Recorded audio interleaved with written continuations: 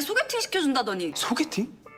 Hejun kaget mendengar kalau Park Dal ada kencan buta hari ini dan Juwon beserta teman-temannya yang mengatur kencan itu agar Park Dal tidak larut dalam kesedihan setelah ditolak Hejun. Hejun tentu langsung panik dan bilang kalau ia tidak menolaknya karena mereka hanya kakak adik. Tapi Hejun sendiri tidak bisa menahan kecemburuannya apalagi ketika Park Dal masuk dan ia melihat sendiri pria itu sepertinya juga tertarik pada Park Dal. Saat kencan itu berlangsung, tiba-tiba Kim Sana datang dengan wajah senangnya karena ayah Juwon sudah memberi restu.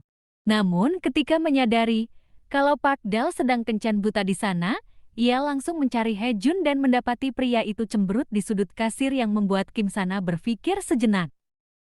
Apa yang bisa ia lakukan untuk calon kakak iparnya itu? Dan dengan perlahan, ia mendekati Park Dal dan menyapa pria yang kita sebut saja Rizky itu, dan mereka terlihat akrab. Ternyata sebelumnya, Kim Sana adalah dokter Rizky ketika pria itu cedera di sikunya saat bermain basket. Rizky pun juga langsung mengenali Kim Sana dan mereka mengobrol dengan akrab yang saat itu membuat Hejun kembali tertunduk.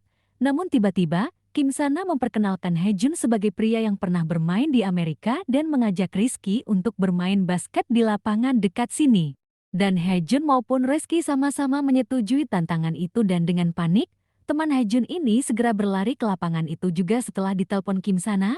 Kie juga langsung menelpon istrinya untuk ikut nonton dan kabar ini langsung menyebar di antara alumni sekolah. Kalau rumor sudah menyebar dan itu berhubungan dengan Hejun, kita tahu siapa yang akan langsung terbang ke lapangan itu dan orang itu pastinya adalah Hiju. Ia langsung duduk di samping Kim Sana yang sudah 10 tahun jadi temannya itu dan menekankan kembali kalau ia belum dicampakkan oleh Hejun. Tidak lupa sebagai teman yang baik, Hiju memperingatkan Juwon agar memikirkan kembali hubungannya dengan bocah kejam ini. Setelah mengatakan itu, pertandingan pun segera dimulai. Kim Sana ada di tim Hejun dan si Rizky dengan sahabat Hejun.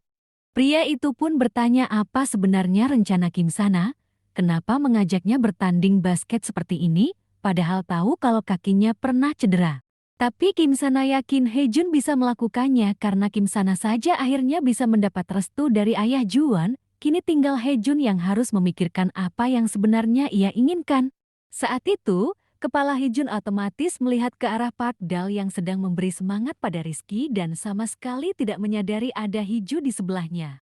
Hejun tiba-tiba menjadi termotivasi untuk menang melawan Rizky dan menyuruh Kim Sana yang tidak pernah olahraga ini mengikat tali sepatunya agar mereka berdua bisa menang apapun caranya. Sebenarnya pertandingan ini sama sekali tidak imbang menurut Mimin, Kim Sana bodoh dalam basket dan Hejun pernah cedera. Sementara di tim lain mereka berdua memang tim basket tidak pernah cedera parah yang membuat kemungkinan Hejun untuk menang sangat tipis. Namun meski kakinya cedera, ketepatannya memasukkan bola masih sangat hebat dan Kim Sana pun menyerah untuk bermain, ia lebih memilih menghalangi Rizky agar Hejun bisa terus memasukkan bola agar tim mereka bisa menang. Teman Hejun ini tidak henti-hentinya mengerjai Kim Sana karena kapan lagi bisa jahil dengan anak terpintar di sekolah mereka dulu. Tapi Kim Sana tidak terlalu peduli karena ia sibuk tebar pesona pada Juwon sementara Hejun bermain dengan serius untuk memenangkan pertandingan ini tapi tiba-tiba matanya tertuju pada Park Dal yang tersenyum lebar dan tersipu malu ketika mata mereka bertemu dan saat itulah Hejun merasakan kalau jantungnya berdegup kencang melihat gadis yang kemarin ia panggil adiknya itu. Pertandingan pun berakhir dan Rizky kalah dari Hejun dan Kim Sana. Sebagai hukuman, Rizky harus mentraktir mereka makanan namun saat itu juga Hejun langsung bilang kalau Rizky tidak perlu mentraktir mereka makan yang membuat semua orang bingung mendengarnya. Apa yang Hejun inginkan sebenarnya namun tiba-tiba. 오늘 다리 제가 좀 데려가겠습니다. Mendengar hal itu, Park Dal terkejut dan semua orang di sana bersemangat melihatnya. Sedetik kemudian, Park Dal dan Hejun sudah berada di taman di dekat sana sesuai permintaan Hejun. Gadis itu terus melihat Hejun yang masih berpikir. Tampaknya pria itu tidak tahu harus mulai dari mana. Jadi Park Dal kembali bilang, kalau berapa kali pun Hejun menolaknya, gadis itu tidak akan peduli karena ia sudah menyukai pria itu dari sejak mereka sekolah dulu. 저 선배 좋아해요. 제가 아무리 바보 멍청이어도 하나는 확실히 알아요. Jujur Hejun terkejut mendengar hal itu. Ini pertama kalinya seseorang berkata kalau ia benar-benar menyukai Haejun dan menginginkannya tanpa imbalan apapun, bahkan tidak masalah kalau Haejun menolaknya sekalipun.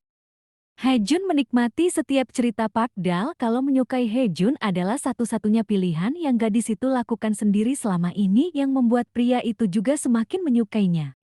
Pada akhirnya, Haejun meminta gilirannya untuk bicara.